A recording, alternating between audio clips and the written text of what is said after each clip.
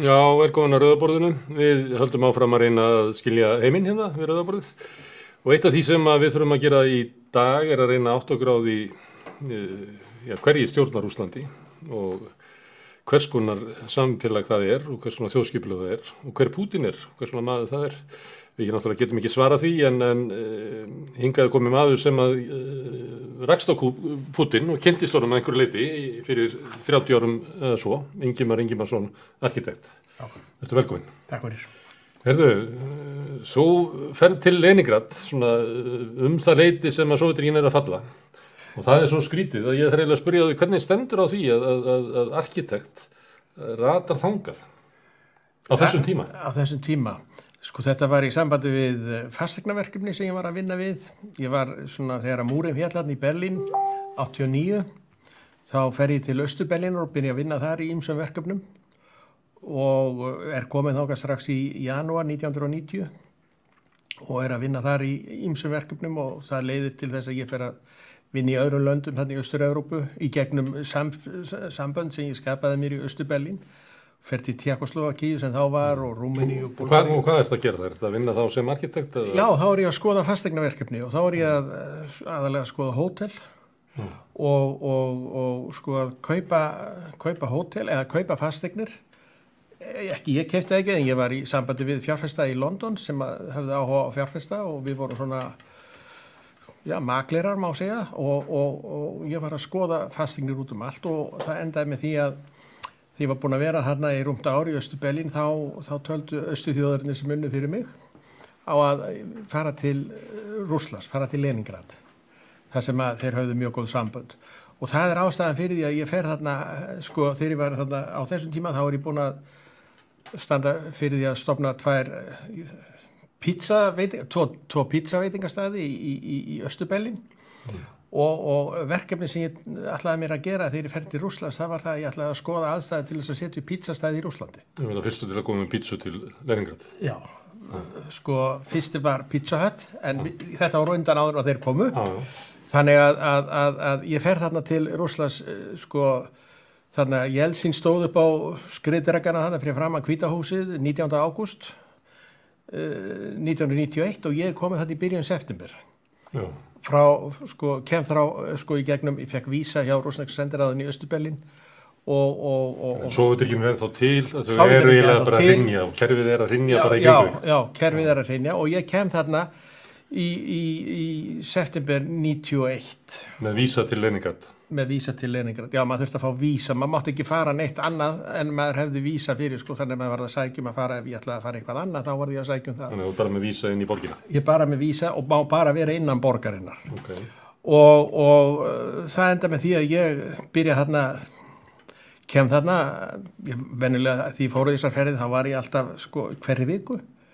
Bjóða mestu lítið í London á þessum tíma og fer þaðan og svo var ég náttúrulega líka fann að búa í Austur-Berlín og ég enda með því þarna í hausti 91 að ég leigi 5 stóra veitingastæði í miðborg Leningrad. En þá voru engir veitingastæðir opnir í borginni. Það var engir veitingastæðir opnir og það var mjög erfitt að kaupa mat. Til dæmis ég bjó á hótelum sem heitir Astoria sem var flottasta hótel hérna í Den og þykir flott núna í dag og ég varð að kaupa með mat og panta með dags fyrirvara til að fá mat og borgan. Fyrirfram. Kaupan og borgan fyrirfram og það var alltaf fiskur. Og veitur bara í vatninu hérna Lagóta sem er fyrir norðvestan borgina, þar var bara veitur. Þannig að þetta var ástandið þegar ég kem þarna 91 og ég enda með því að leigja þarna þessa 5 veitingastæði, kynnist þar manni sem var forstjóri fyrir, eða hann var náttúrulega ekki forstjóri, hann var svona ráðamaður ykkur, yfir 800 veitingastöðum í miðborg borgarinnar. Sem voru þá lokaðir eða? Allt lokað, það var engin rekstur, það var engin matur. Það var bara hungur í borginni og margt af þessu fólki sem vann fyrir mig svo seinna mér, það sagði mér svo sögur að því þegar það byrjaði ekki að borða því að þetta fólk bara, það svalt, almenningur svalt þarna. Hafði það verið lengi heldur eða var það út af hruninu og kerfinu, það náttúrulega er alltaf hrynja? Ég held að hafi verið nokkur ár þar á undan. því að ég kynntist þarna, ég reynda svona á mínum ferli þá þegar ég var þarna í Austur-Evrópu þá notaði ég mikið kennara sem túlka, það var mjög gott, kennarar voru svona, og ég talaði þá annarkvort þýska eða ensku og ég byrjaði í Leningrad með að nota þýska konu sem var túlkur fyrir mig og þetta voru allt kennarar og þetta, þær sögðu mér svo síðan sko, það var svo skrítið svona þegar árin liðu, ég var nú þarna í 5,5 ár. Og svo skrítið að sjá að þetta voru alveg spinku grannar konur því ég kynntist þeim og svo verður þeir alltaf þéttar og þéttari sko, þegar það fór að borða. Þannig að fólki bara, það gat ekki borðað. Og ég tók eftir í einu sinni að við vorum einu sinni með svona kvöldverð á hóteli, hétt Grand Hotel Europa. Og þá var það Olga sem vann fyrir mig, var túlkur. Ég tók eftir hún borðaði ekkert. Það var svona þriggjarétta máltíð eitthvað svona og fínt og allt það. Hún borðaði ekkert. Svo eftir matinn þá spurði henni hún hefði ekkert borðað. Þá gat hún það ekki. Matur, bara maginn tók ekki við því. Þannig að þau þekkti ekki mat og hún sagði mér að þau lifðu mest bara á borsúpu, sem bara kartöflusúpu. Þannig var nú ástandið þar, þannig að það var mjög erfitt að fá eitthvað að borða. En ætlarðu að opna 800 veitingastæði? Nei, þessi maður sem ég byrjaði að vinna fyrir, sem byrjaði að vinna fyrir mig og ég kom sem kynni við og síðan var það viðskiptafélagi minn að hluta. Hann var í forsvari fyrir þessa 800 staði og ég kynnist honum þegar ég fer að leita að húsnæði og leigi af honum, við hans samning að leigi af honum þessa 5 veitingastæði, voru mjög flotti staðir í miðborg borgarinnar. En svo kom bara í ljós þegar við fer að skoða þetta betur að Rússar höfðu ekki efni á að kaupa pítsu. Fyrir utan það, ég vissi það nú ekki þá heldur, það var ekki nokkuð leið að fá hveiti í borginni til að búa til pítsu, þannig að þetta var sjálfdautt. Og þá á þessum sama tíma þá var það þannig aðstæður að það var ekki hægt að ringja, það var ekkert símasamband, maður fór þetta bara inn í lokaðan heim og það var hægt að útlendingar gátu hringt, sko, Rússar gátu hvort sem ekki hringt til útlanda, en útlendingar gátu hringt, það var einn sími í call center í Astoria Hotel. Í aldrei borginni? Já, fyrir útlendinga. Það var bara einn sími þar sem menn gátu komið og þar var maður að koma að mótni til, bara strax að mótni og skrá sig og maður vildi fá símtal, til dæmis til London eða hver sem alltaf að ringja, ég var alltaf að ringja til London eða Berlínar og svo var maður bara að setjast niður og bíða þá áttu koma að manni og maður bara beið þarna kannski góðan part úr degi ég hitti einu sinni þarna Þetta hluti að það verið samkominnstaði fyrir alla útlendinga í fólkinu þarna hitti maður alla, Japani Frakka og Kanadamenn og náttúrulega Breta og Amerikana og allt þetta, þarna hittist all útlendan klíkan í borginni þarna. Ég man að ég var þarna einu sinni í biðröð, þá þurftum við að bíða, þá vorum við að skrá okkur og þá var stór maður fyrir fram að mig. Mér fannst ég endilega kannast við hann, svo ég gaf mig á tal við hann, hann var semst í biðröð, þetta var svona upp úr 8 að móti. Þá var það hérna, ég held að hann heiti, hann var fyrirverandi sendir á Íslandi, Amerikani, Marshall Bremant eða eitthvað hét hann. Þá var hann þarna einhver lobbyisti fyrir... Það er mikill partímaður hérna á Íslandi. Já, gaf hérna skósbrunnin í tjörnina. Já. Held ég. Og þá, jú, hann kannaðist við það að vera þessi maður. Ég sagðist, og þá fattaði það, ég kannaðist við hann frá að hafa síðan á Íslandi. Þá var hann að lobbya fyrir eitthvað amerískt fyrirtæki þannig í borginni. Svo sátuð þarna góða stund og biðum eftir símtal og þá var það þannig að það voru svona 2 dömur við langborð, sátuð svona upp í vegg og svo var bara langur bekkur það sem allir kandidatinni fyrir símtölinn sátu og svo beð maður og svo var kallað upp og svo fór maður og satt fyrir fram að þær við borðið og talaði í síman. Sem allir heyrðu? Allir heyrðu. Það var askuti gaman. Svo ég hérna, þegar ég sá þarna að pizzaverkefnin ætlaði ekkert að vera, þá fór ég að spá í það að hvernig væri að koma upp hérna einhvers konar símasambandi við borgina og fyrsta hugmyndi var það að fá þá leigja kannski einhverja snekju með satellite communication sem maður geti tekið inn í borgina sem endaði svo að verða rosa stórt dæmi hjá mér því að við ætlum þá að taka inn hérna skemmtiferðaskip sem við gátum leigt frá Miami eða gæjarnir sem ég var með í London gátum leigt inn frá Miami og ég ætlaði að setja það þarna inn í borgina og þeir vildu náttúrulega fá það fyrir framan vetrahöllina sem við fengum náttúrulega ekki en ég fekk leyfi til að setja það hinum megin við ána Fyrst og fremst svo að fólk geti hringt út. Já, hringt út og þá, þetta er svona, þetta er komið fram á 92 ársbyrjun 92 eitthvað svona. Gemsin ekki komin en það er gerfinhetta símar. Já, það voru svona nunnluganir sem að eins og fréttamaðurinn Ómar Ragnarsson var alltaf með þegar hann var í svona stóru manni Eriksson hétu þeir eitthvað.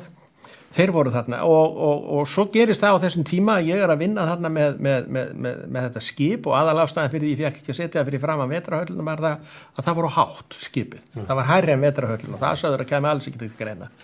Þannig að við máttum setja það hinum megin. En svo gerist það á þessum tíma að það verða þarna, þá var Kúveitstríðinu lokið og þá kemst ég á raunum það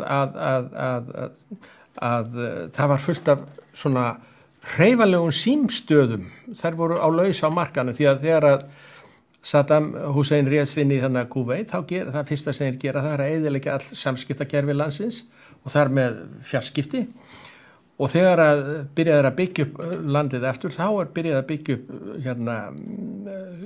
símakerfi og það er gert með símstöðum sem voru fluttar inn í gámum, 40 feta gámum sem voru byggð í London, byggð í Englandi, smíðaðir í Englandi og bara kom með og dreiftu landi og hver gámur var með 2000 tengingum og það endaði með því að við keyptum 2 gáma og létum keyra þá semst upp alla frá Englandi upp alla Skandinavíu gegnum Finnland og inn í borgina og þá var ég búin að Þá varstu komið símafyrirtæki í Leningrad? Já, þá vorum við búin að stofna símafyrirtæki sem hétt Peterstar og heitir í dag Megafon eða partur af það saminaðist öðru félagi síðar, er Megafon í dag. Og þar byrjaði ég að vinna að ég að fá leyfi fyrir símakerfi og að setja upp fyrirtæki og það er þá sem ég kynnist Vladimir Putin. Þá er hann þarna sem sagt aðstoðar borgarstjóri og svona var alltaf með Sobchak sem ég hafði nú kynst í öðru sem ég var að gera þarna borgarstjórinn, Anatoly Sobchak en Vladimir Putin var hans svona hægri hönd og go-to maður þegar maður þurfti að gera eitthvað og þar kynnist ég honum og þar er ég að ræða við hann þegar ég hitt hann, sko ég hafði hitt hann nokkur sinnum í svona einhverjum koktelbóðum sem voru náttúrulega ekki koktelbóð en voru svona bóð með einhverjum mat og einhverju aðalega vodka sem endur ykkur sko, ég drekk ekki vodka þannig að ég hafði nú lítið að því að segja Drekku Putin? Drekku Putin? Veistu að ég veit það bara ekki Ég hef sagt að hann drekki ekki ekki heldur Medvedev þess vegna séu þeir á toppnum Já, gott fyrir þá já, það má vel vera Trump drekkur ekki heldur Nei, Trump drekkur ekki En það ég var að tröfla þig, þið voruð þess að í koktelbóði og þar hittur hann Social Já, þar hitti hann Social sko og hann sem sagt var ekkert voðalega talkative hvorki hann Medvedev eða Igor Sechin þessi gæja sem voru í kringum svona Sobchak var með svona unga menn með sér þeir voru nokkuð mikið yngri en Sobchak sko og KGB Já, allavega sko Putin og Sechin voru KGB en ég veit ekki Medvedev hvort að hann var á KGB En þurftur að neita til þeirra til þess að fá leyfi til þess að vera með síma Já, til að stofna símafélagið leyfið fékk ég svo í Moskvu fyrir að reka símafélag en til að stofna félag í borginni og til að geta skráða sem félag í eigu erlendra aðila þá þurfti ég leyfi frá borginni og þar var nefnd sem var svona bara eins og hlutafélagaskrá hér á Íslandi og þar var svona ákveð einhver ráð yfir þeirri nefnd og formaður þeirra nefndar var Putin. Þannig að hann var sá sem gaf út leyfið. Eða hann gaf náttúrulega ekki leyfið fysiskt út en hann gaf grænt ljós á það að leyfið yrði gefið. Og ég man þegar ég svona í fyrsta skipti sko samskipti við hann að fá þetta leyfi þá var hann var með sína sko borgarstjórinn satt í höll sem heitir Smolny þar sem að Lenin setti niður bækistöðu sínar eftir 1917 Smolny var heimavistaskóli fyrir svona unga stúlkur af betri ættum eða einhverju slíku svona í borginni og Sobchak var þar með skrifstofur og þar voru svona helstu skrifstofur en Putin sem aðstæðarborgarstjóri hann af einhverjum ástæðan var með skrifstofunir í bæ sem hétt Mariinski höllin og þar var hann með skrifstofu ægilega flott skrifstofa sko í rokokó og bara gulli og bara nefndu það sko hvítamöblur og eitthvað svona og þar hitti hann og svo ég var þarna við vorum Nei, voru 4, það voru 2 bankastjórar og 1 lögmaður úr frá London og svo ég meina þýska túlk. Til þess að skrá fyrirtæki? Til þess að sækja heimil til að fá að skrá. Það, sko, þú veist, það þurfti svona, já, laga þetta til og kynna þetta. Og þá sit ég þar og þá eins og sko á rússneskum svona yfirmannarskristu, þá situr hann við endan á borðinu og svo kemur svona borð hottir það og þar situr maður sitt hvoru megin og tala við yfirmannin sko og ég satt hérna megin og túlkur þarna hinum megin og svo byrjaði ég að segja hvað ég vil og ég talaði hana þýsku af því hún túlkaði á þýsku fyrir mig yfir á rússnesku. En Putin skildi þýsku, hann var í þýsku. Ja, það vissi ég ekki sko. Það vissi ég ekki þegar þetta sko. Þannig að ég þekkti ekkert mannin, ég veist ekki hann þarna en sko ég fattaði ekki fyrir síðar að hann talaði þýsku og skildi þýsku. Varstu kurteis þegar þú talaði við túlkinu? Varstu að segja eitthvað sem hann mátti ekki heyra þeirra?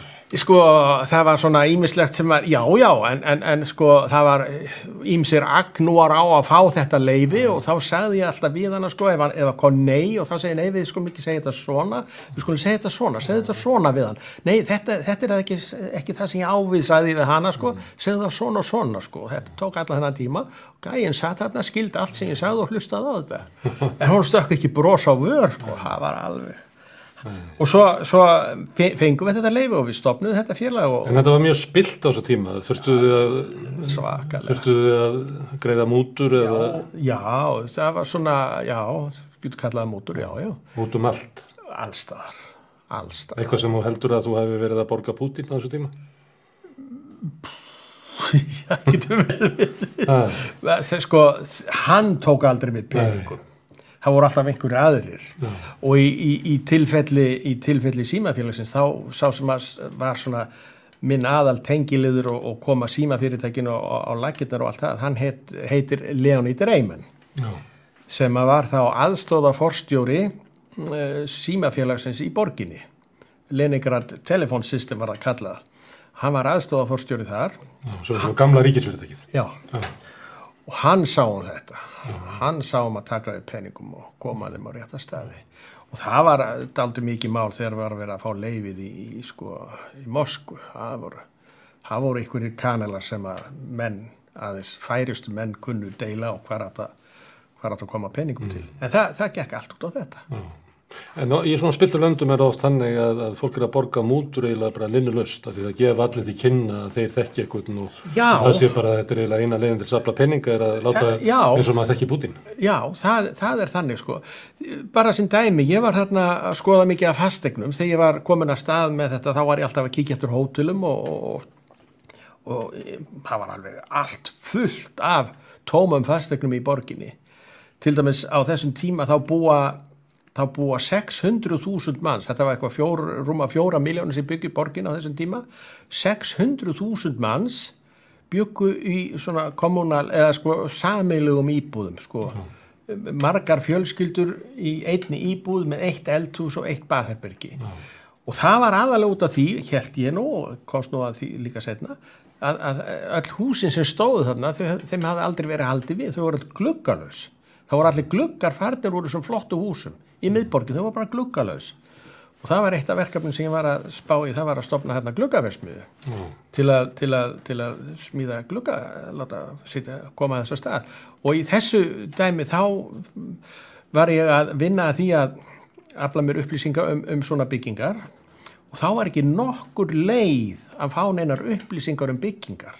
Þetta var allt leynilegt. Ég fór einu sinni hver átti þær og já, hver átti þær og hvernig það lit út og allt það sko. Ég man að ég fór einhver tíman, það var hérna náungi sem vann mikið fyrir mig sem var Úkraínumaður sem var þarna sem ég hafði kynst þegar ég var að sitja pítastar á stað og hann kom mér á einhvern fund með hernum því þeir áttu svo mikið af þessum íbúðabyggingum sem stóðu tómar voru bara sko gagnslausar og ég fór þarna á einhvern rosa mikið fund og allt borðalagðir hersöðingjar við borðið og eitthvað svona og svo kemur þetta inn og þetta var ægilega svona þunglamalegt allt saman sko og svo ég svona til að brjóta ísinn, það var ægilega flott kort og eitt var það sem maður fekk ekki, það þekkti engin borgina, Vistu, fólkið í borginni, íbúarnir í borginni, þeir þekktu borginna bara út frá metróstöðunum. Þeir þekktu borginna bara næsta nágrein við hverja metróstöð. Þeir vissi ekkert hvað var á milli þeirra. Því þeir fóru bara borginna, það voru ekki bílar eða þannig, eða fáir hafðu bíla, þeir fóru bara með metróstöðunum. Þannig að... Og ekkert yfirleitt skort yfir. Maður gæti ekki keypt kort. Hernaðarleyndamál. Já, hernaðarleyndamál. Svo ég þarna á þessum fundi með þessum hersöðingjum, alltaf að fara að ræða gluggaverksmiðjuna. Þeir vissu ekkert hvað það var, skildu ekkert hvað ég var að segja, ég ætla að búið til gluggaverksmiðju. Og þá var alveg rosalega stórt kort, vegghæðarhátt í stórun sal og breiður salur af borginni. Og fullt af gráum svæðum, fullt grámálað svæði á kortinu innan við og ég segi, hvað er allt þetta gráa þarna, segi ég. Og það bara sló alveg dauða þögn og allt liðið og því var ekki svarað og svo sagði hann Schumacher þegar ég kom út, þú varst heppi núna þegar ég geta skotið, ef það hefur verið Rússi sem spurði þetta, þá hefur verið skotið, sagði, þetta var það allt hernaðarmannverk í borginni, sem að almenningur átti ekkert að vita En talandi þetta, ég var að útvega þessar teikningar, að því út að tala að borga, og þetta var eitthvað borga fyrir að fá þennan fund, en Schumacher sjáum það, ég veit ekki hvað það var mikið, en ég kom svo eftir rosalegum krókalegum, þá kynntist ég konu, eða var kynntu fyrir konu sem rak litla svona maturubúð og fatabúð og svona búsáhaldabúð í kjallara í miðborginni, hét Irina og ég skil tala við hana og ég fóð með minn túlk með mér sem var ekki þýsk, það var ég hvað að nota enskan túlk, fyrir þarna og ræðum við Irínu, já, hún getur útvegað með teikningar af húsum í borginni og ég kenn svo síðar að því að Irína hét þá Jakoleva og var eiginkona Vladimir Jakolevs sem var yfirverkfræðingur borgarinnar og þarna seldi kort á borginni og seldi teikningar á húsum. Ég borgaði $300 fyrir hvert hús. Svo var þetta eitthvað svona kópjur sem ég fekk en svo ef þú ætlar að skoða húsin þá þurftur að fá eitthvað til að sýna þér það og það kostaði allt. Þannig að í þessu andrúmslofti kynnist ég að þessum gaurum þarna og í kringum Anatoly Sobchak. Og þeir eru að reka eitthvað sem þeir eru bara að ná undir sig völdum í borginni og eignum borgarinnar og það er svolítið annað heldur svona spilling það sem er verið að borga mönnum hér og þar. Það er eitthvað svona skipulöð spilling í kringum þá. Þetta er sama, stjórnkerfið og mafían var samtvinnað. Og leyniþjónustan. Já, og leyniþjónustan. Og leyniþjónustan virtist vera, ég svona áttaði mig á því síðar að þessir menn sem að, ef maður fór, ef þú ætlaðir að gera eitthvað, fá eitthvað, ná einhverju eða fá einhverju upplýsingar eitthvað svona, þá þurftur alltaf að fara að hitta einhvern sérstakan aðila. Og þessi sérstaka aðili átti að taka því út, Og það var þá einhver svona forstiga á að hvort að þú værir væntanlegur viðskiptavinur eða sem þeim hugnaðist og síðan komst í samband við einhvern sem hafði þá raunveru átt að segja þér það sem þú vildir skoða hvort það var fyrirtæki eða fastegnið eitthvað og á öllum þessum fundum sátu alltaf einhverjir tveir sem sögðu aldrei neitt. Alltaf. Maður var aldrei einn með neinum, það var alltaf. Og þessir menn fylgdust með öllu og þarna var bara samspil spiltra stjórnmálamanna mafíunar og KGB var svona katalysator fyrir allt þetta. Þetta segir sem að voru að reyna að vera í business að kaupa ykkur vernd? Já, þú varst að kaupa þér vernd. Hvernig fór það fram? Krísa, það var bara sami við ykkur öryggisfyrirtæki sem að voru á vegum þá þessa klíku. Þeir höfðu svo gott samband að til dæmis þegar ég búin að svo síðar því ég seti upp hérna Góðstyrkjaverksmiðjuna og þegar það var verið að selja vöru eitthvað langt austur í Síberíu eitthvað þá átt maður kannski að senda eitthvað glás af Góðstyrkjum á brettum eitthvað fleiri 1000 kílómetra austur í Síberíu og þú vissir ekkert hvert það fór í raun og veru og þurfti náttúrulega þá að treysta að fá það borgað því það var þá ekki borgakass allavega þetta voru ekki gæjar sem kom með peningana í plastbókum eins og maður var alltaf að fá en þá var það þessi öryggisfyrirtæki þá tókuður út þessa kuna og sögðu já þessi er ok, þú mátt selja þessum og maður fekk alltaf peningin, það var alltaf borgað það var partur af þessu En hvernig gekk símafyrirtækið? Símafyrirtækið gekk mjög vel, sko. Ég gekk út úr því svo haustið 92, þá var ég búin að stofna sem sagt, símafyrirtækið með breskum og amerískum fjárfestum sem komu svo inn í og búin að fá leyfi og búin að koma þessum gámum í gang og það var svo merkilegt að þegar ég fer að vinna með Leonid Reimann, þessum þarna aðstoðarforstjóra símafyrirtækisins, við erum svona nokkuð góðir kunningjar á þessum tíma, bara hittumst aldrei mikið svona. Þú varst með lítið fyrirtæki, hann var með gamla ríkisfyrirtæki. Hvernig tengdist það? Akkur voru þið að vinna saman? Að því að við ætluðum að koma inn og það tækja búnaðinn og þá kemst ég að raunu það að henda við því að ég fæ það upp úr Reimann að allur símabúnaður borgarinnar var ónýtur. Hann var bara frá dögum keisarana nána, sko, koparleiðslur og eitthvað svona. Nema þeir höfðu lagt leiðslur, sko, ljósleiðara leiðslur nánast í öllum neðanjarðarstöðunum. Þannig að það voru allstaðar leiðslur til staðar, það sem þá vantaði voru tengingarnar. Þar komum við inn fyrst með þessa 2 gáma sem við settum þarna niður í miðbæ, það sem að höfuðstöðvar símafélagsins voru í Fabergé gömlu byggingunni, það sem að Fabergé málaði og bjóð til öll eggin. Þar voru þeir með sínar höfuðstöðvar. Þar settum við þessa 2 gáma upp, þar í innigarðinum og byrjuðum þar. Og þeir eru að leita að þessu og að fá þessa tæknin í landi og það varð á endanum. Og svo þegar við vorum konum með tækin og búin að setja upp þessar tengingar og tengja þetta kerfi, þá fórum við að selja þetta hótelunum.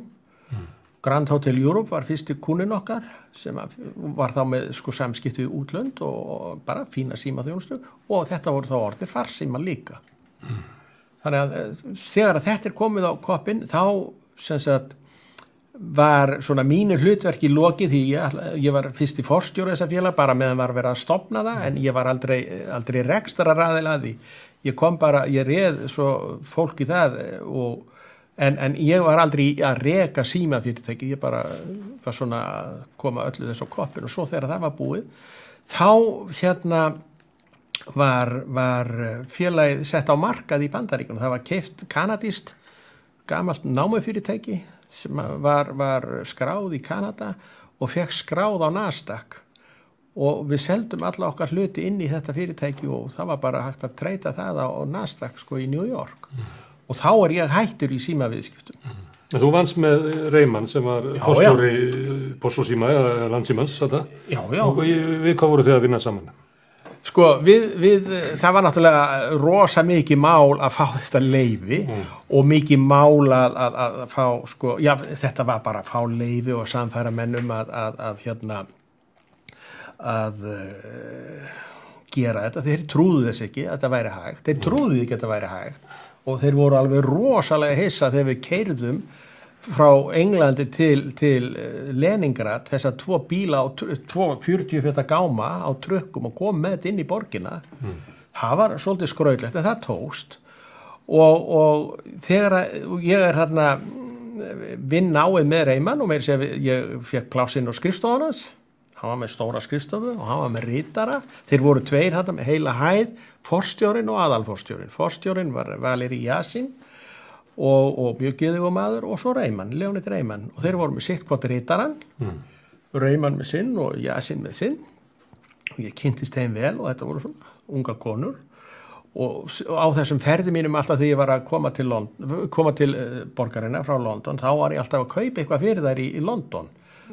Netsokkabuxur, snirtivörur og eitthvað sem að þó þótti alveg ólega gaman að fá og þess keypti ég alveg helling að þessu þannig að þeir hafa selt þetta líka. Önnur þessara tveggja var hét Ludmilla og Ludmilla Putina, eiginkona Putins sem þá var aðstoðarborgarstjóri borgarinnar. Þannig að gegnum Reimann og Ludmillu þá svona kemst ég í öðruvísi tengsl við Putin. En það var aldrei neitt persóna. Og þetta hana eiginlega betur heldur en Putin? Já, þetta hana betur. En Putin þekkti ég bara svona face to face í fundum, Það var aldrei neitt small talk við hann. En Reimann var mikill svona reddari. En ég spurði áðan þegar maður kaupir svo vend, hvað gerist þegar maður kaupir hann ekki? Þá gerur enga business. Eða gerður enga business. Það var nú bara þannig. Það varstu bara utan samfélagsins. Já. Þannig að þetta bara greiðslan til þess að fá að vera með. Já. Sko til dæmis eins og þegar við setjum við versmiðina þarna sem þá var orðið Pétursborg, þá fáum við ekki vatn. Þá, af því það að borga eitthvað. Sko, og þá það, við vorum ekki að borga mútur. Sko, þetta var, held ég, 10 ára gömul bygging sem hefði aldrei verið notuð og þetta var 11.000 fermetra stór versmiðbygging og svo 3.000 fermetra skrifstofuhús upp á 8 hæðir. En þetta hefði verið byggt fyrir fyrirtæki sem hét Remonto Mekanisni Zavod, sem bara viðgerðar fyrirtæki, sem var fyrirtæki til að gera við eldhústæki í öllum veitingastöðunum í borginni. Þetta var svona viðhaldsstöð og þeir byggðu þarna 11.000 fermetra skemmu eða hús, flott, steift hús með mikill loftæð og allt fínt til að gera við þessi tæki, en svo hafði aldrei gerst neitt meira og svo ger ég þarna þegar ég stofna seinna góðstyrkjaverksmiðjuna, þá þetta fyrirtæki RMZ eins og við kölluðum það, Remonto Mekanisni Zavod, þá eru þeir hluthafar í þeirri og leggja húsið inn í þetta, en svo þegar við ætlum að fara að nota þetta, þá ekkert vatn. Og þá okkur sagt það þarf að borga og ég segi hvað tjandan eru að borga, við erum bara að taka við þessu. Nei, þeir skulda svo mikið sko. Þá það við þurftum að borga vatnsnotkun 10 ár aftur í tíman eitthvað svona sko. Þetta voru margar aðferðir við þetta en alltaf borgað. En þegar það hefur gengið svona ágætlega hjá þér, þú kemur hann inn í þennan Skrýtnuborg og áttar á því að þetta gjald gerðspilt og svona. Og þú símafyrirtæki gengur ágætlega og þú hættur því og þá viltu halda áfram. Það vegna þess að eins og með glerið að þú ert að keyra að það vantar gler og það vantar síma og það vantar allt í þessa borg og þú vilt halda áfram að koma eitthvað inn í þessa borg? Já, bæði vegi, sko, það var stúlka sem vann hjá mér sem var túlkur hjá mér, Elena Mironova. Hún rekur í dag gluggaversmíð í Rússlandi. Þannig að þetta allt. Eftir að hafa túlkað óskir þínar að reisa versmiðina. Já. Hún og hennar maður stofnuðu lítið svona fyrirtæki sem ég var ráðgjafi hjá þeim bara með. Hún var þá hætt að vinna fyrir mig og það bara, allavega ég hef ekki talað við hana núna nýverið sko, en það voru framleiti gluggar. En næsta verkefni, það góðstrykkjaverksmiðja sem að Íslendingar kannast við, vegna þess að þetta góðstrykkjaverksmiðjan sem að var síðan að Bjórverksmiðju sem að þeirri Björgúlfsfeðgar ráku Já, sko verksmiðja sem tóku þátt í Pétursborg. Já, sko þegar ég hætti þarna eða klára símaverkefnið, þá var ég þarna með svona ýmis járn í eldinum og eitt af því var til dæmis, ég hefði gert samkomulag við borgina eða samning við borgina á vegum þessar aðila sem ég var að vinna með í London að koma upp cateringu eða koma upp matvæla framleiðslu á einhverju stígi. Það var allt stopp sko. Það voru engin matvæli í landinu og það á þessum tíma sem að í gegnum tengsl hér heima sem að það borðið fyrir mig hvað heita, Sanitasversmiðan inn á Kleffsvegi, hún var til sölu. Og það endaði með því að gerði ráðstæðan fyrir að við keyptum verksmiðjuna, ekki sko húsnæði, heldur allan vélbúnað og bara allt saman, kaffivélar og kaffibotla og allt saman.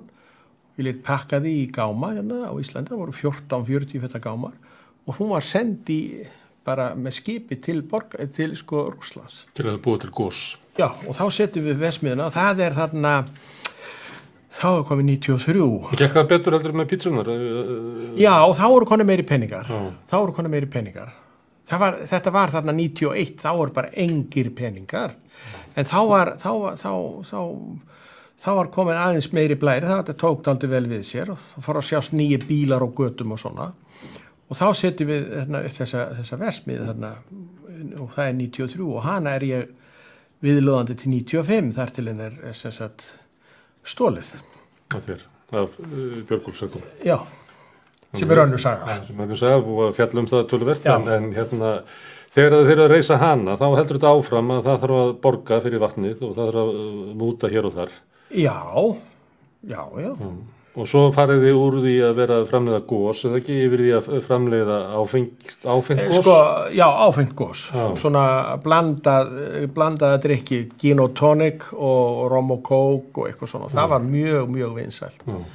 Síðar ætluðum að fara yfir í bjóra því að hluti af þessi sem var þarna til í Gosan, hitt Gosan, Sanitas, hitt Gosan Vestmiðjan, það var áfyllingalína fyrir gler. En á þessum 2 árum sem ég að þessu þá náðist aldrei að gera það, þannig að ég komin út úr verkefninu áður en að það tekst. Og versmiðjan sem að varð svo bjórversmiða, það ekki versmiðjan sem ég stofnaði. Nei. Hún í dag sem sagt, aðal átöpuna versmiða fyrir Pepsi í Rússlandi. Það svo versmiðjan sem að þú tendist? Já. Sko, bjórversmiðjan var það sem að Heineken keypti og var svona rótin af auð þeirra bjórgólsaka. Já. Sko, já, þegar ég kom með versmiðjun á stað, þá ger ég samning við Pepsi Cola að svo kallar contract packing eða að framleiða fyrir þá sem sagt Pepsi í Rússlandi. Og þessi versmiðja var fyrsta versmiðjan sem framleiddi gos á dósir í Rússlandi. Þarna 93. Og við gerum þarna stóran samning við Pepsi. Og síðan þegar að þeir selja versmiðina, þá selja þeir hana Pepsi. Sko þá ég komin út úr þessu, þá ég búin að vinna 13 dómsmál, 11 á Íslandi. Að þeir eru svikið af þeir versmiðina og þú vinnur það hér og víða? Ég vinn 11 dómsmál í Rússlandi og 2 á Íslandi, en rússnesk lög hafði ekkert sem heitir svona, sem kallaðist á lögfræðivel og íslensku innsetning, þannig að ég gæti ekki fengið neitt til að láta sko afhenda með versmiðjuna og þó að dómurlagi fyrir því að þetta væri allt mitt og eða okkar. Þú fyrst bara viðurkenningu á því að þú hafði rétt fyrir þér, en þú fékkst ekki það sem að vera stólið af þér. Nei. Heldur það að ná að við versmiðjunni, að þarf maður að borga ykkur út í þess? Sko, borga? Sjáðu, að ná að með versmiðjunni, það var náttúrulega stjórnsýslan og mafían. Það alveg klárt að sko, þetta var svona, átt að vera einfalt triks þarna hjá þeim feðgum á sín tíma að gera þessa samninga þannig, en þeir stóðu svo ekki því þetta var allt svo bara, það var þetta að reka þetta allt tilbaka og þeir héldu ólöglega stjórnafundi og Björgólfur Thor lagði fram og sko gögnum ólöglega stjórnafundi sem átt að hafa verið samþykkt sem sagt að ég hefði selt okkar hluti í versmiðjunni, við áttum 75% í versmiðjunni og það þurfti að þeir fengu það skráð, þeir fengu sér skráða sem eigendur á fölsuðum pappírum og málið sem að ég var að flytja og berjast við í Rússlandi var það að fá þessari skráningu hnekkt því hún var röng. Hún var ólögleg, hún var byggð á ólöglegum hlutafundum og bara fölsuðum gögnum og það tók 11 dómsmál og þar voru 2 í Hæstarétti Rússlands eða norðvestu héraðsins og að fá það í gegn og það sem var aðal hindrunin þar, það var hlutafélagaskráin. Sem að Pútín stjórnaði? Já. Sem að sko stóði vegi fyrir því að breyta þessu þó það væri dómsniðurstöður rússneskra dómstóla 11 dómar, það var ekki hægt að fá því breytt, þeir neituðu því alltaf. Þannig að reynsla þín frá viðskiptum þarna í Leningrad og Petersburg árin á undan segir það að þetta hefði aldrei verið gert nema með samþykki Pútíns. Nei, og sko sjáðu ef þú sem önnur saga sem ekki mín saga til dæmis eins og þeir setja þarna bjórverksmiðjuna á stað, þeir fá lán í rússneskum bönkum upp á fleiri $100 milljónir til að setja hann upp, sko það hefði engin rússnesku banki, Sberbank eða einhver annar lánaði, ég held að þeir hafi lánaði $130 milljónir. Það hefði engin íslensku banki lánað einhverjum 3 gaurum frá Íslandi alla þessa peninga til að setja upp verksmiðju á sínum vegum. Þetta voru bara áhrifavöldin þarna í kringum ég held að það hafi verið Leonid Reimann og Pútín sko, sem stóðu þarna baki að setja upp þá verksmiðju sko. En þegar þú hafði unnið málina þá reyndur að sækja verksmiðuna, en þá var búið að skipta yfir í aðrar kennitölur eins og settir. Þá var önnur fyrirtæki skráð fyrir þessu og fyrirtækin sem að þú varst að sækja að voru eiginlega bara...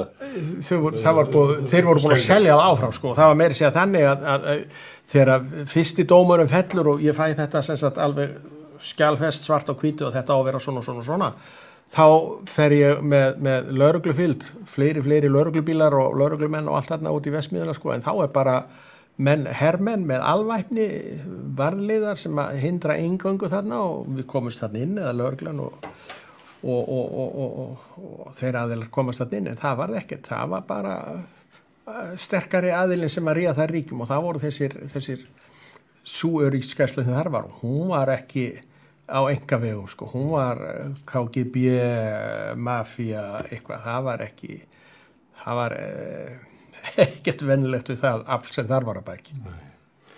En þarna tengi saman saga Rússlands sem hefur ekki endað vel og raunverulega upphafið af íslensku útrásinni sem að mörgu leyti, þetta kemur nýtt fé inn, þarna þegar það er verið að selja verksmiðuna þá Deutsche Bank að aðstofi það og ég held að Kaupþing hafi fengið að taka einhvern veginn þátt í þessu og þarna eru íslenskir businessmenn svolítið að kynnast viðskiptum á svona öðrum level heldur en það fyrir að þekkt hingað.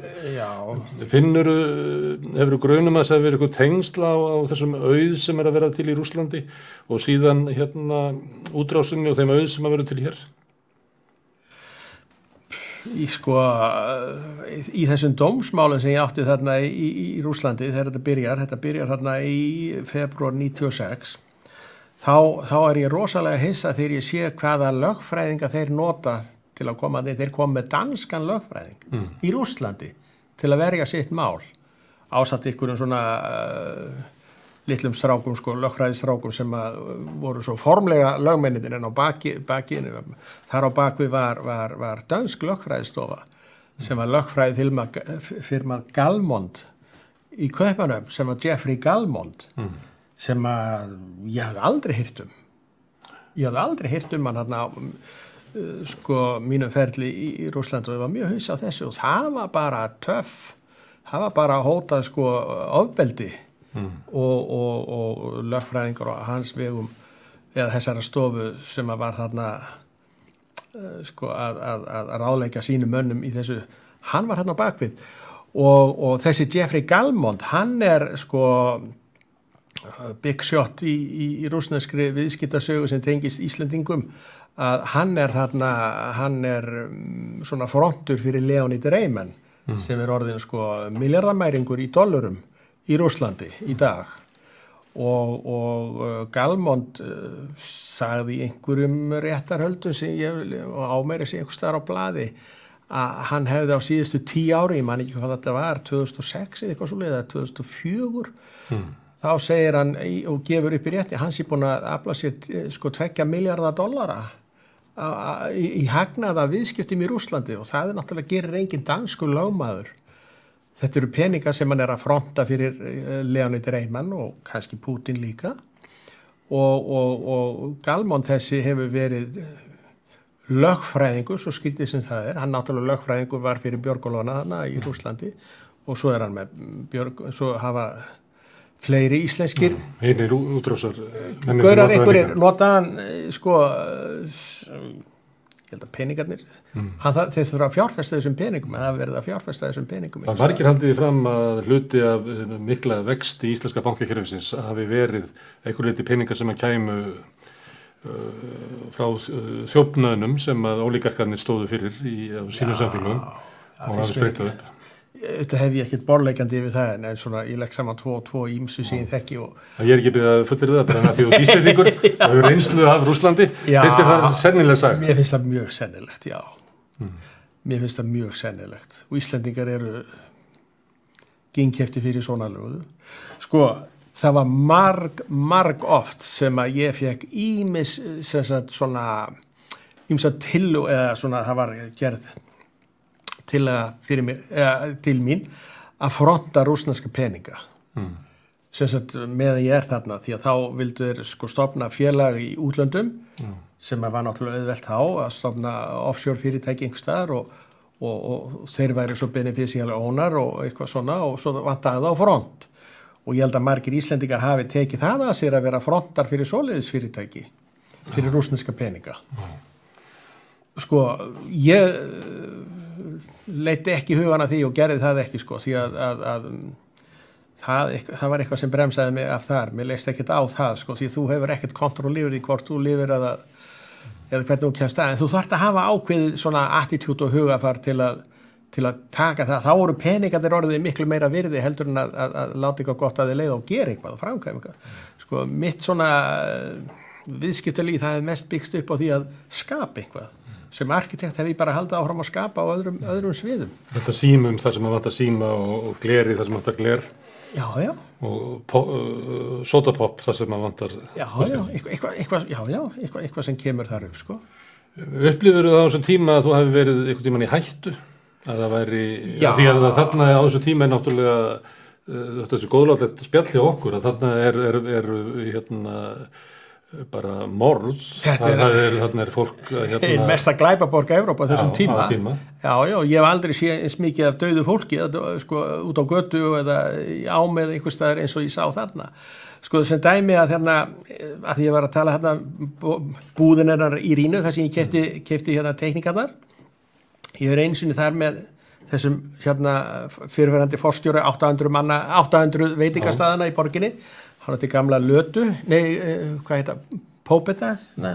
Nei, Volga, hann átti Volgu, Volga, það var Drossian svona, Volgu og hann leggur svona ská fyrir framan búðina, svo förum við þarna inn og eigum eitthvað viðskipti, ég fæ einhverja tekníkar eitthvað svona, svo bakkar hann út, bakkar út og ég heyri fyrir aftan að það er hérna bara bremsað alveg einhvers kloss bremsar, því að hann náttúrulega keyrir út í umferð og hérna og svo verður engin árekstur því að hinn er að stoppa áður en hann keyrir á okkur og svo rjúka þeir út þarna, hann rýkur út og það rjúka einhverjir 2 gæjar út úr hinnum bílum, ægileg upp á koma þarna og þetta var svona flottur, stór BMW, dýrustu gerð eitthvað svona einhverjir, ég segja bara mafíósar sko, í honum og þeir rífast upp á hástert og svo endar það að hann kemur inn í bílinn og sest inn í bílinn og bakkar og hinn tekur á stað alveg spólandi hjólinn, svo er skotið á okkur. Og ég satt í framsætinu, kúlan fór í gegnum gluggan aftan og í gegnum glugga hérna fyrir aftan hausinn á mér. Þannig að það er ákveðin hætta þar, en sko... En svo hótanir að ef að þú heldur þeir ekki... Já, og til dæmis í réttarhöldunum þá hérna þá er ég handtekinn. Lögreglan kemur allt í einu að kvöldi, var með íbúð þarna í borginni og allt í einu sko bankað upp á og ég opna ekki og svo tek ég eftir út á götu, það eru lögreglubíl. Það er lögreglubíl alla nóttina og svo er hringt í mig og ég var mæti í yfirherslu hjá lögreglunum daginn eftir. Klukkan eitthvað 10 minni mig eða hvort það var 11.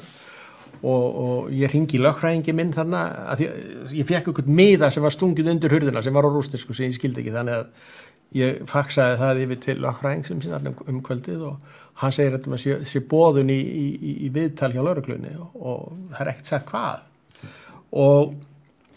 og hérna svo morgun eftir svona upp á 8 þá er bara komið fullt af lögreglubílum kringum húsið þarna og það er eitthvað svona, ég er að tala við lögfræðingin og reyndar lögfræðingana, þeir voru 2 og það enda með því að þeir ráðleggja mig bara að fara þarna, þeir vita ekkert hvað þetta er.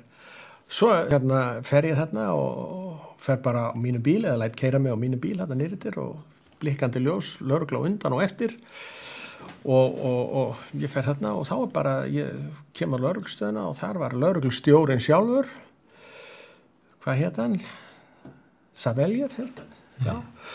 Og þar er ég settur bara inn í stóran sal og það er svona ljós eins og hér og kamerur og bara liða fólki og þar var ég var í 4 tími í yfirheyrslu.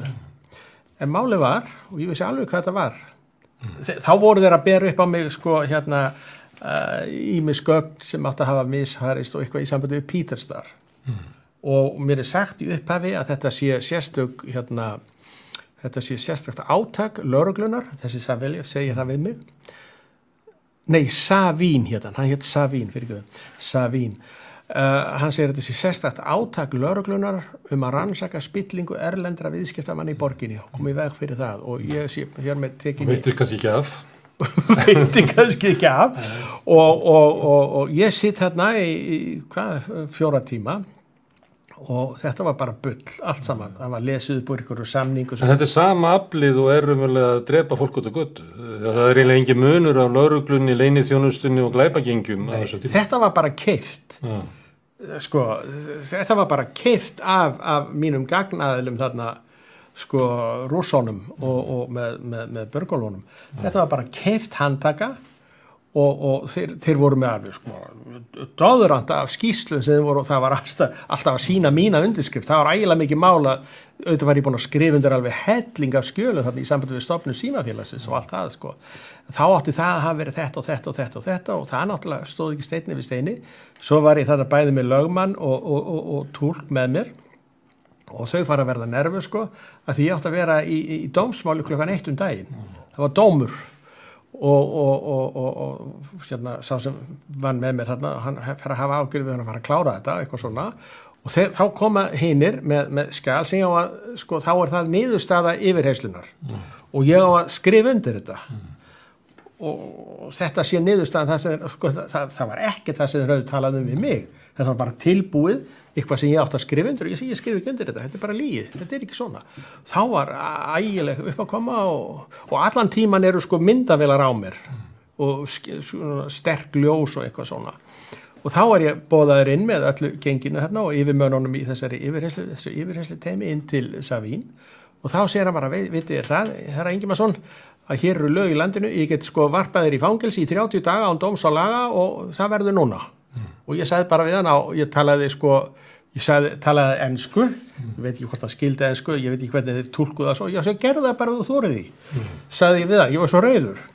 og svo var það náttúrulega ekkert, svo var bara haldið áfram og svo var gert eitthvað, sko, eitthvað niðurstaða, hver væri niðurstaða eftir þessum yfirheyslum og ég gæti skrifað undir það og skrifaði svo undir eitthvað, það var bara eitthvað sem skipti engu máli. Og heyrðir ekkert meira af? Nei, og svo man ég það að hérna, þau vorum að labba út, þá hérna sá sem var yfir reislinni, þetta voru ábyggilega svona 7 manns pluss einhver teymið þarna sem var að taka upp myndir og hljóð og þá segir hann við mig svona, sko, herra Ingimarsson, verð ekki hissa á því ef þú átt eftir að sjá fleiri skjöl með þinni undirskrift sko sko, þetta var bara tilbúið. En ég hjó eftir þú varst að lýsa þessu að þú sagðir að þetta hefur verið eitthvað sem rússarnir og sem að Björgólfur voru með þetta voru gagnaðilarnir. Gagnaðilarnir, þú sagði rússarnir. Hefur þau á tilfinningunni að það hefur rússar sem áttu þessi fyrirtæki Björgólfur? Ekki síður að þeir? Sko, þeir stóðu á bakvið það. Þeir hefðu aldrei geta rekið þetta sjálfur sem mesturlandabúar?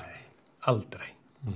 Sko, mafían var þarna alveg klárlega því að ég var búin að, sko, ég var búin að hitta þingmenn frá Moskvu sem komu og sögðu mér hvernig rússnesk efnahagslíf væri byggt upp. Þetta væri ákveðnir interessuhópar og hver hópur ætti sína hagsmuni.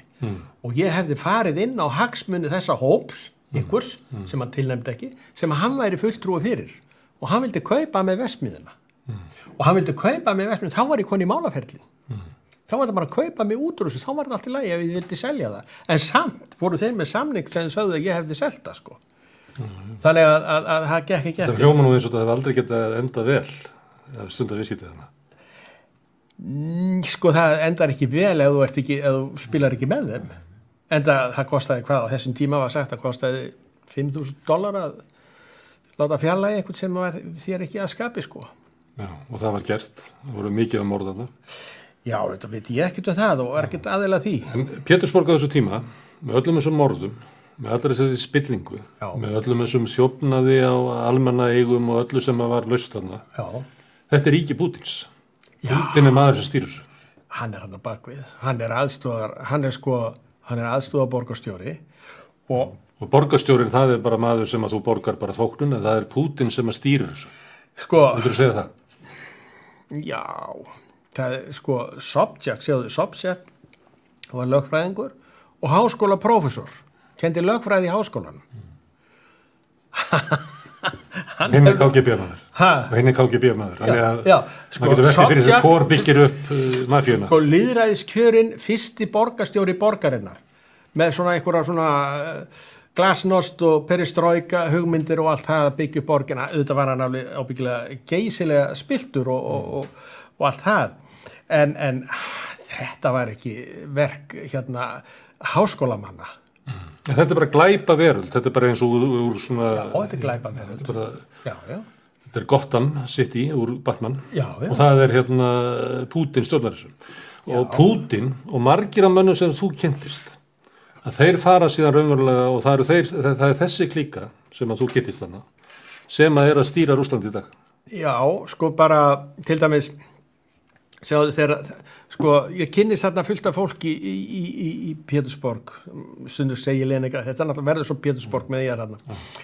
Og sko ég hafði svo mikið áhuga á arkitektúr og húsum og öllu slíku, ég komst í alveg rosalega góð samband þarna við rússneska arkitekta sem voru alveg frábærir arkitektar. Kostuleg borg með sýnisotnum hérna og þar og heiminum. Alveg, sko, já, allt það sem Pétur Mikli gerir þetta. Þannig að ég hafði mikinn tíma til að stúdera þetta allt og svona, sko. Það sem þeir sögðu þarna, þetta svona fólk sem að ég umgekkst eða kynntist aldrei vel, það sögðu svona brandarann, sko, í Moskvu, þar búa kommunistarnir.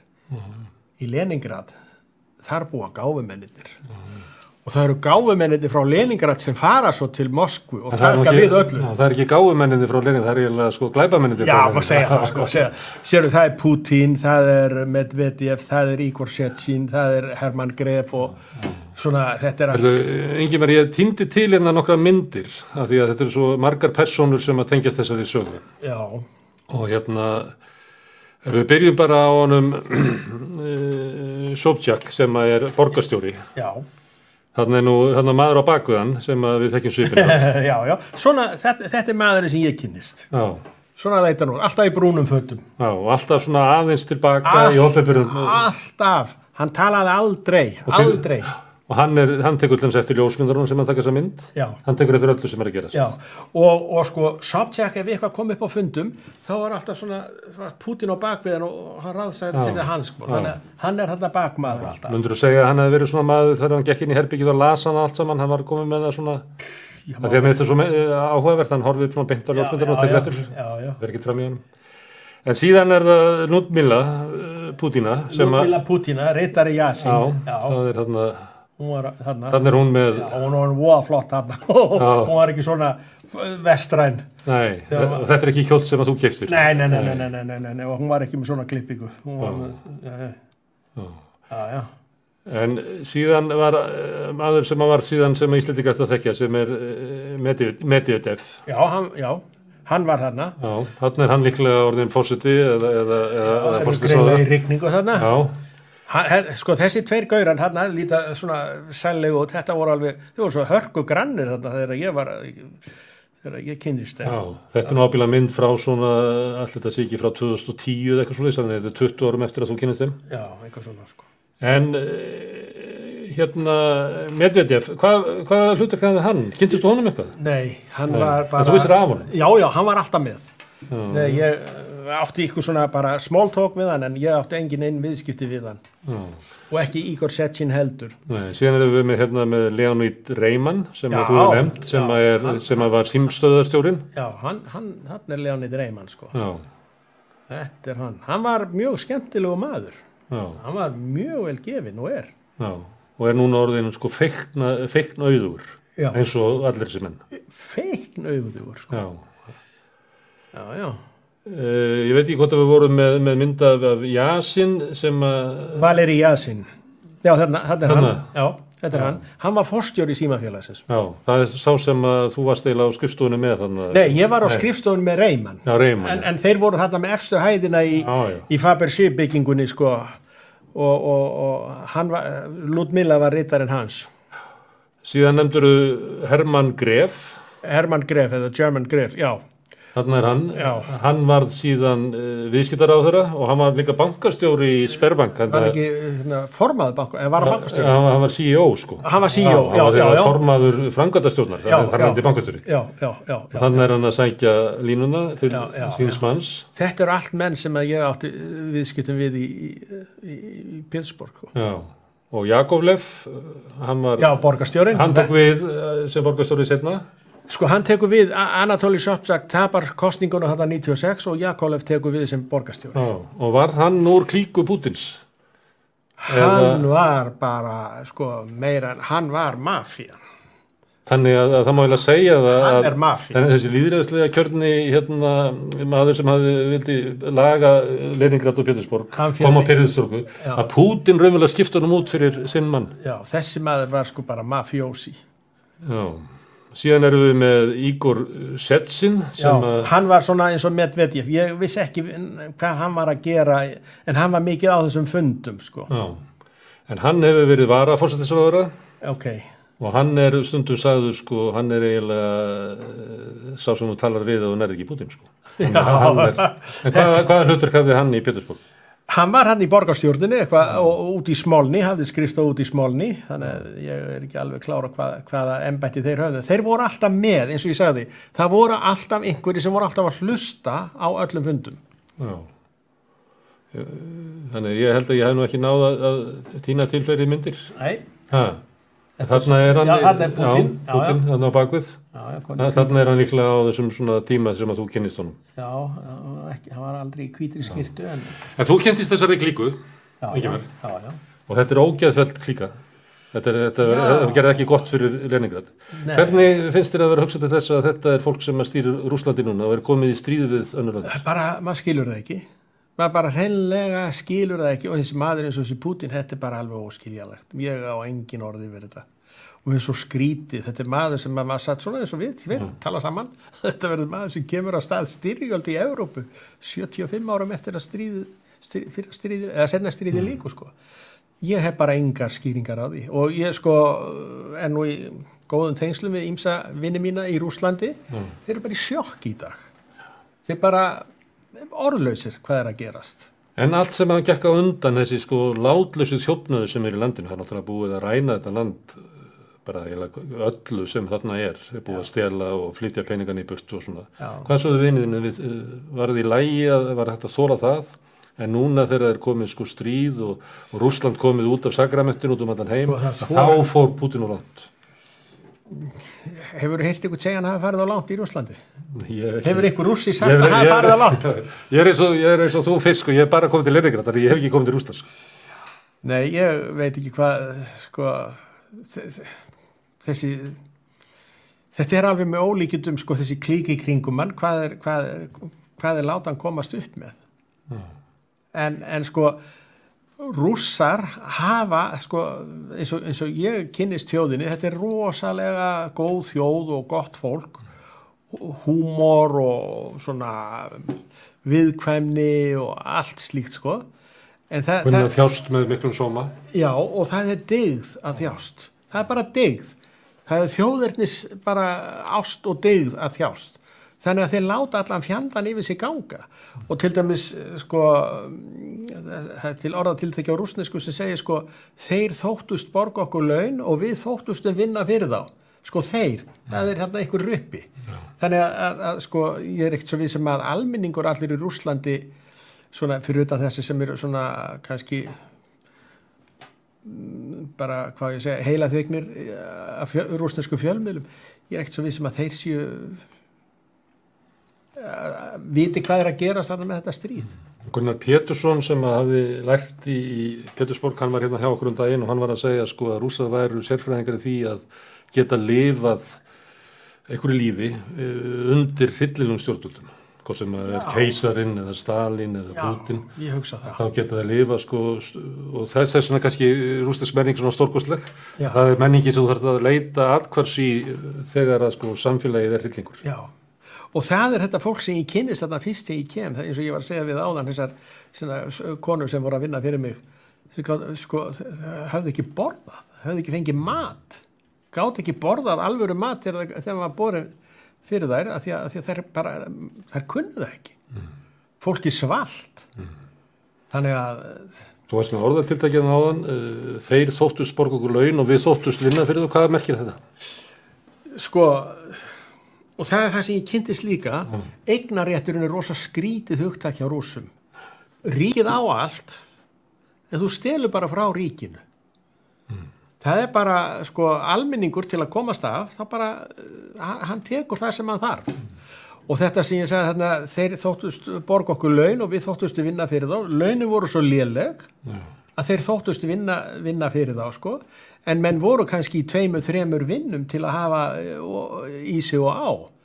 Þannig að þessna þóttust þeir vinna fyrir þá. Hrópuðu þá í vinnunni það?